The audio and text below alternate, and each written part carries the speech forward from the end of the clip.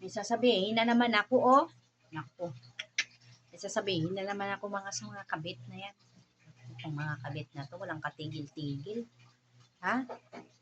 Wala kayong katigil-tigil. Hindi kami nauubusan ng ikukontent sa inyo. Mayroon pa diyang isa na nilalait ang buong pagkatao ko. Naku! Gulat ako sa kanya. Gulat ako sa kanya na naawa ako Naawa. Yung kabit na to, inaaway ako ng kabit.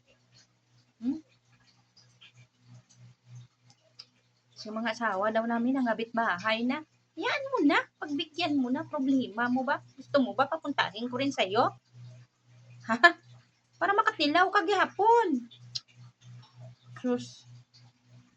Gaalala ka. Bigay ko number sa'yo. Para kayo na naman. Talaga kayo. Wala kayong katigil-tigil sa mga katin nyo. No? Kus.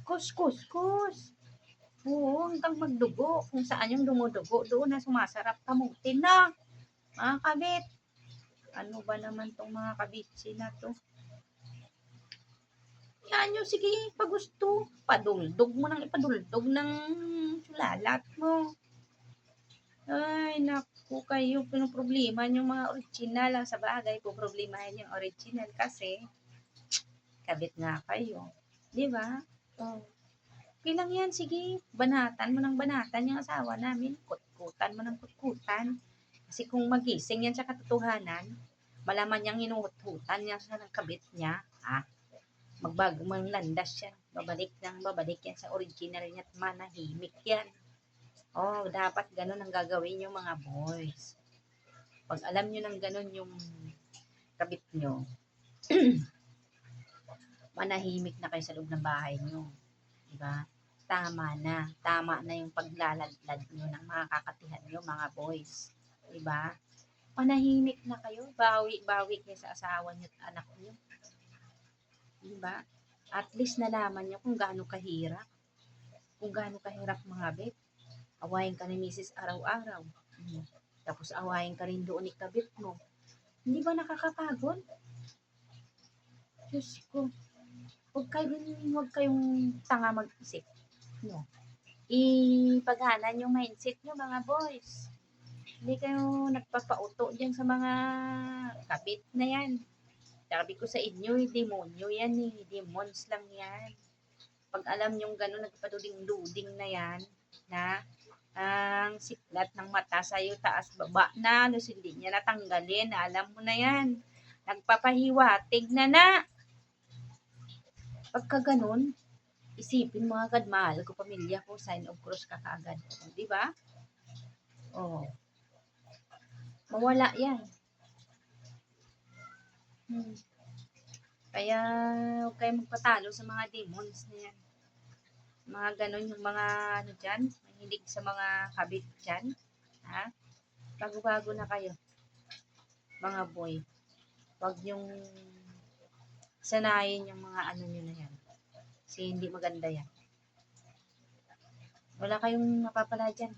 Sisirain nyo lang sarili nyo. Sisirain nyo lang buhay nyo dyan. Mapapaya ang pamilya mo sa mga kabit nyo. Tama na isang beses kung nakagawa man kayo. Tigilan nyo na. Humingi kayo ng maraming suri sa mga pamilya mo. Kasi walang ibang makakatulong sa inyo kundi pamilya natin. Kahit anong sama natin. Walang ibang makakatulong sa inyo kundi asawa, anak mo, mga magulang mo, tatay mo, di ba? Huwag yung pairalin, magkunting bait naman tayo, kahit kunti lang, no? Tsaka magkunting, pino. Bago-bago nyo, mas masarap naman pakiramdam ng wala kang ginagawang masama sa pamilya, lalo na sa pamilya mo.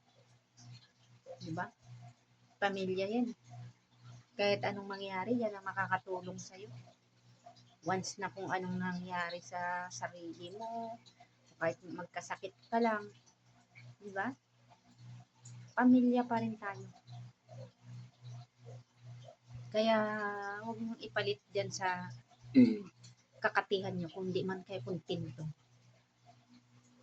Gusto mo mag-usap kayong dalawa ng asawa mo kung ano yung hindi nyo nagagawa. No? Mag-usap lang kayong dalawa. I-try nyo. Kayo rin mga misis. No? Try nyo. Try nyo rin kung ano yung gusto ni mister.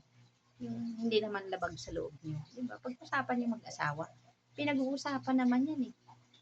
Hindi na, tanong ko naman mga boy, bakit ba pag hindi nyo nagagawa ng misis nyo yung gano'n na gusto nyo, hinahanap nyo sa iba? Tingin nyo ba tama? Tingin nyo tama? Yun ang tama akala nyo.